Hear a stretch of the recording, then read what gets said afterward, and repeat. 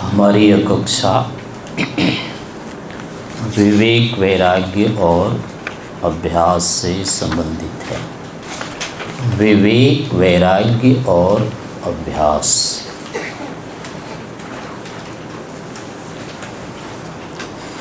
वैराग्य के नाम से आपको डर तो नहीं लगता है? नहीं लगना चाहिए। कितने लोग वैराग्य प्राप्त करना चाह रहे हैं? ठीक बात, तो अच्छी बात है। अब वापस नहीं जाना है।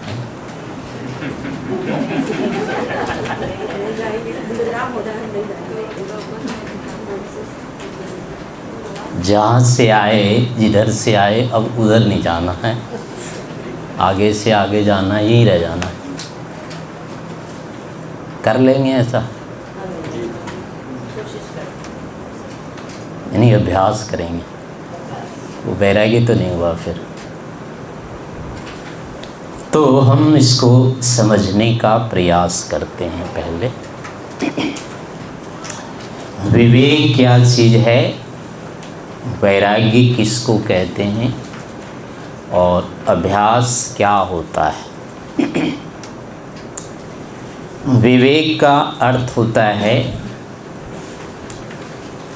परस्पर दो स्वतंत्र वस्तुओं का जो आपस में घुले मिले रहते हैं, उनको पृथक रूप में जान लेना, समझ में आ जाना, पता चल जाना कि ये एक नहीं है, दो ही हैं या अनेक हैं, जितने भी उसमें हैं।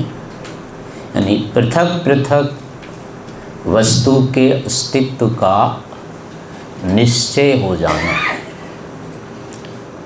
अथवा कहेंगे किसी की भी पृथकता का, उसके एकाकीपन का, उसके अपने स्वतंत्र अस्तित्व का परिज्ञान हो जाना, ये विवेक कहलाता है। जहाँ जहाँ भी एक से अधिक वस्तुएं हैं, उनको एक नहीं मानना, एक वो नहीं लगना। तो ऐसा जो केवल लगना मात्र है, ऐसा जो निश्चय हो जाना है, तो इतने निश्चय का नाम है विवेक। अब उस निश्चय के अनुसार, उसकी पृथकता के अनुसार, उसके अनुरूप व्यवहार करना, या तो वो अलग होने की चीज़ है हमसे, तो उसको अलग कर देना। जुड़े रहने की ही है तो उससे जुड़े रह जाना। और यदि ना अलग हो सकते, ना जुड़ सकते, ऐसी अगर स्थिति है तो ऐसे ही मान करके व्यवहार करते रहना, यह वैराग्य कहलाता है। और इसी वैराग्य को सिद्ध करने के लिए, या इस होए हुए वैराग्य को, विवेक को या वैराग्य को सुरक्षित रखने के लिए जो अभ्यास किया जाता है, वह यानी जो उसकी आवृत्ति की जाती है, यह अभ्यास कहलाता है। उदाहरण के लिए यहाँ जो हमारा विवेक वैराग्य अभ्यास है, ये सूक्ष्म दृष्टि से है, आत्मा बुद्धि आदि की दृष्टि से है। लेकिन हम परिभाषा के अनुसार पहले समझने का प्रयास करेंगे। विवेक हमने कहा था कि किसी भी अनेक वस्तु को, उसको अलग अलग जान लेना, ये विवेक होता है। तो अब कहाँ कहाँ पर हमारे सामने ये स्थिति है जहाँ पर वस्तु एक तो है नहीं, लेकिन उसको एक ही समझ रहे हैं, एक ही मान के चल रहे हैं, उसको अलग अलग नहीं जान पा रहे हैं। और फिर होता है कि फिर हमें कालांतर में उसका ज्ञान हो जाता है कि नहीं, एक नहीं है। उदाहरण के लिए जैसे कि जब दो कोई व्यक्ति परस्पर में मिले नहीं होते हैं, उनके साथ मिलना होता है, उनके साथ आगे कुछ कार्य करना होता है या जीवन ही चलाना होता है, तो मिलने से पहले बहुत कुछ सोचते रहते हैं। जैसे विवाह से पहले, विवाह नहीं होता है उसके पहले कितना सारा सोचते रहते हैं। विवाह होने के बाद क्या होगा, कैसा होगा, क्या होगा, बहुत अधिक सोचते हैं, यानी करते रहते हैं विचार। और हो जाने के बाद फिर लगता है कि वैसा तो नहीं है ये, जितना सोचा था, जैसा सोचा था वैसा तो नहीं है ये। ऐसे पहले बच्चे नहीं रहते हैं, तो बच्चे होने से पहले भी ऐसे सोचते हैं ये हो जाएगा, वो हो जाएगा, वो होगा। हो जाने के बाद लगता है उतना तो नहीं है, वैसा तो नहीं है ये। कोई कार्य, धंधा, व्यापार करना होता है तो उसमें किसी को अधिक हिस्सेदार बनाते हैं, किसी के साथ मिल करके, तो उसके लिए पहले जैसा विचारते रहते हैं और मिल जाने के बाद काम शुरू करते हैं। अब वहाँ लगता है वैसा तो नहीं है ये, जितना सोचा था, जैसे सोचा था वो काम तो वैसा हो नहीं पाता है, परिणाम नहीं आता है। ऐसे कहीं भी संस्था में है, आपस में दो चार लोग मिलते हैं, गुरु है, शिष्य है, कहीं पर भी अधिकारी है, नौकरी में कहीं पर भी लगा लेंगे, समाज में, जब तक आपस में मिले नहीं हैं, उस समय की जो कल्पना होती है, जो सोच होती है, चिंतन होती है, मिल जाने के बाद वो बदल जाती है, वैसी स्थिति नहीं रहती है। तो अब मिल जाने के बाद, जुड़ जाने के बाद जो लगता है ये वैसा तो नहीं है जैसा कि हमने माना था, जैसा कि सोचा था वैसा ही नहीं है ये। नहीं है क्या मतलब है कि वो अब उतना अनुकूल नहीं है। पहले हमने सोचा था पूरा का पूरा हमारे अनुकूल ही होगा, विरुद्ध नहीं होगा, यानी जैसे हम अपने लिए प्रतिकूल नहीं होते हैं, अपने विषय में हम नहीं मानते हैं हम अपने से विरुद्ध हैं, तो ऐसे दूसरे के साथ भी हम मानते हैं कि हम एक ही हैं।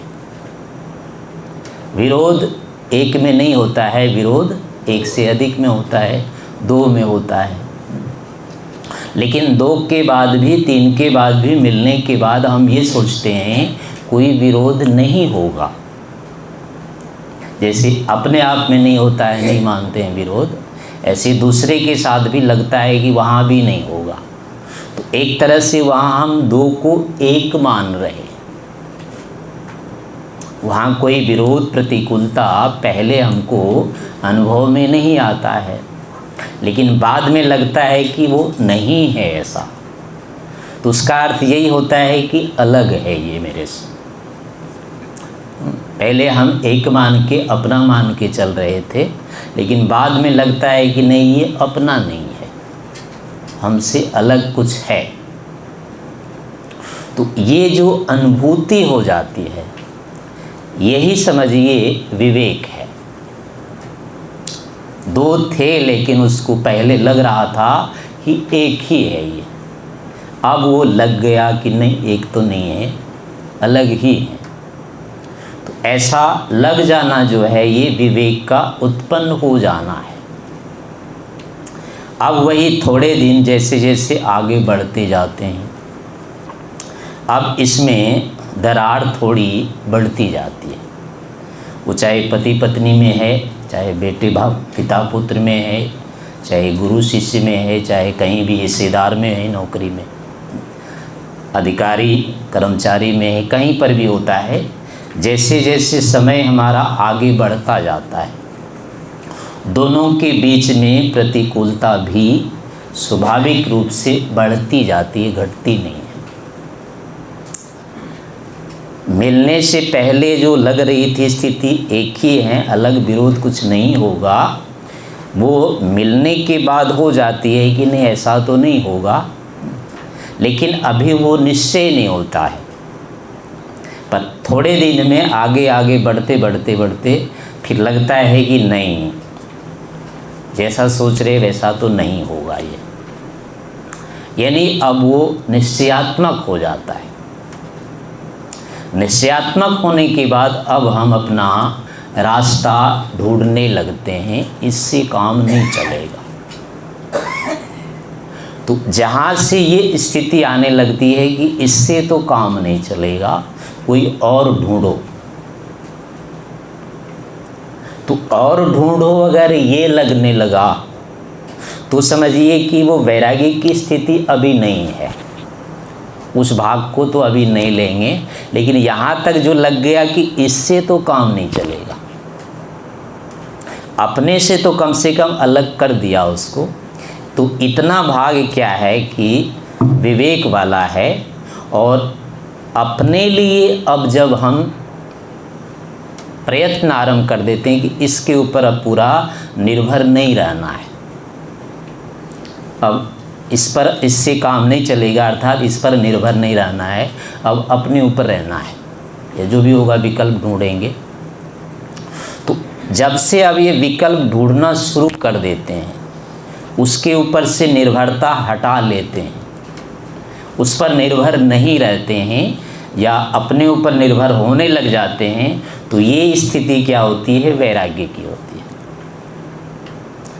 पराश्रय जब से छूट करके स्वाश्रित जब होने लग जाते हैं, दूसरे पर विश्वास ना करके अपने ऊपर जब विश्वास करने लग जाते हैं, तो ये जो स्थिति होती है वैराग्य की होती है। इसी का आगे फिर हम जब अभ्यास करते रहते हैं, यानी और विकल्प ढूंढते रहते हैं या उसके फिर पीछे नहीं लगना चाहते हैं, उसी से दूरी जो बनाए रखते हैं प्रायः, तो वो ही जैसे वहाँ अभ्यास होता है, ऐसे यानी उसी की आवृत्ति करना, उस विवेक को ही आगे बढ़ाते जाना, सुरक्षित करना और उसके अनुरूप व्यवहार करने लगना, ये वैरागी की स्थिति होती है। अब उसको सुरक्षित रखना या और आगे बढ़ाना, उसके लिए जो भी प्रयास होगा, पुरुषार्थ जो करना होता है, ये अभ्यास कहलाता है। तो अब ये व्यवहार में हम जीवन में तो ये सब तो करते रहते हैं, लेकिन फिर भी उसको विवेक नहीं कहा जाता है, वैरागी उसको नहीं कहा जाता है, क्योंकि यहाँ देखा जाता है कि आपस में खूब झगड़े होते हैं घर में भी। वो कहता है अब तो नहीं चलेगा काम, बहुत हो गया, अब जा रहा हूँ। वो भी कहता है ठीक है चले जाओ, मैं भी जा रहा हूँ। तो दोनों रोज़ धमकी भी देने लग जाते हैं कि ठीक है देख लेंगे, जाओ, तेरे बिना मेरा काम नहीं चलेगा, ऐसा तो है ही नहीं। लेकिन फिर भी अब वो जाता नहीं है छोड़ के, बोलता तो रहता है कि चले जाऊँगा, और वो भी कह देता है जाओ कोई बात नहीं, लेकिन अभी वो ना तैयार है ना ये तैयार होता है, निकल भी जाता है लेकिन वापस आ जाता है, कभी किसी के समझाने से तो नहीं, तो कभी अपने आप बोल देता है कि वो उसने कह दिया इसलिए, नहीं तो मैं तो चला ही गया था। तो ऐसी स्थितियां होती है, लेकिन अभी वो पूरा जाता नहीं है, लेकिन निकल करके वापस अभी आने की है उसमें। यानी जिससे उसको लगा था कि इससे मेरा काम नहीं चलेगा अब, और उससे हट गया, लेकिन हटने के बाद फिर वहीं आ गया। जहाँ वो निश्चय किया था इससे काम नहीं चलेगा, भाई वो तो था ही कि निश्चय काम नहीं चलेगा, तो फिर क्यों आना। उसका प्रयोग नहीं होना चाहिए था, लेकिन फिर भी वो वापस आ जाता है। घर में आप देखेंगे, दुकान में देखेंगे, भाई के साथ भी झगड़ा होता है, पहले तो यही होता है, नाक तक आ गई बात, बस अब नहीं, अब बंटवारा होगा और कुछ होगा, लेकिन एक ही दिन में तो होता नहीं है। ये महीनों बरसों तक लड़ते हैं, पहले लड़ाई के बाद ही होता है बंटवारा, हमारे यहाँ का नियम होता है। तो एकाएक नहीं होता है, लेकिन धीरे धीरे धीरे वो चीज़ पकती जाती है। तो वो जो पक रही होती है वो कुछ नहीं हो रहा होता है, आत्मनिर्भर कर रहे होते हैं। जब व्यक्ति को लग जाता है कि इसके बिना मैं चला लूँगा, तब वो पक्का निर्णय लेता है कि अब नहीं। लेकिन जब तक उसको लगता है कि नहीं अभी कुछ खतरा है, अभी अपना काम नहीं चलेगा, यानी उसके आश्रय को यदि स्वीकार कर रहा है, तो अभी वो अलग नहीं होता है। जैसे तैसे या तो स्वयं मान लेता है, या दूसरे समझाता है, या अपने से बड़े के पास जाता है, वो उससे कहता है कुछ सोचो, कुछ बताओ, कुछ कहो, वो अपना झगड़ा मिटा देते हैं, जो भी करते हैं। तो ऐसी स्थितियां लोक में होती रहती है। तो अध्यात्म क्षेत्र में यही की यही बात आती है, ठीक ऐसा ही होता है। आत्मा को हम अपने मन के साथ, इंद्रिय के साथ, शरीर के साथ एक मान के चलते हैं। यानी मैं शरीर हूँ जब ये लग रहा है, तो दो में एक की अनुभूति हो रही है। ये हैं दोनों अलग अलग, लेकिन ऐसा लगता नहीं है कभी कि दोनों अलग अलग ही हैं। तो समझ लीजिए हैं दो पदार्थ और लग नहीं रहे हैं, तो ये क्या हो गया, अविवेक है यही। और ऐसा ही लग जाना कि दोनों एक नहीं हैं। तो जब ये लग जाएगा कि शरीर अपना स्वरूप नहीं है, इंद्रियां अपना स्वरूप नहीं है, मन बुद्धि ये अपना स्वरूप नहीं है, जब अनुभूति हो जाए, जैसे यहाँ लोक में अपने साथ संबंधी के साथ, घर परिवार के साथ कभी लग जाता है कि ये तो अब अपने काम का नहीं है, इससे काम नहीं चलेगा, तो वो निश्चय जब हो जाता है, तो ऐसे ही इसके साथ भी निश्चय हो जाना कि ये मेरे स्वरूप नहीं है, यानी इनके साथ काम नहीं चलेगा। ऐसा जो निश्चयात्मक ज्ञान हो जाना है, यही विवेक कहलाता है। और जब ये निश्चय हो जाता है और इसके अनुसार हम व्यवहार करने लग जाते हैं, अर्थात लौकिक सुख साधनों पर से जब अपना विश्वास हटा लेते हैं, जब इनके ऊपर से अपनी निर्भरता हट जाती है, अपने आत्म कल्याण के लिए ही सोचने लग जाते हैं, विचारने लग जाते हैं, अपने स्वरूप को जानने में तत्पर हो जाते हैं, तो ये जो स्थिति होती है, ये फिर वैराग्य की स्थिति होती है।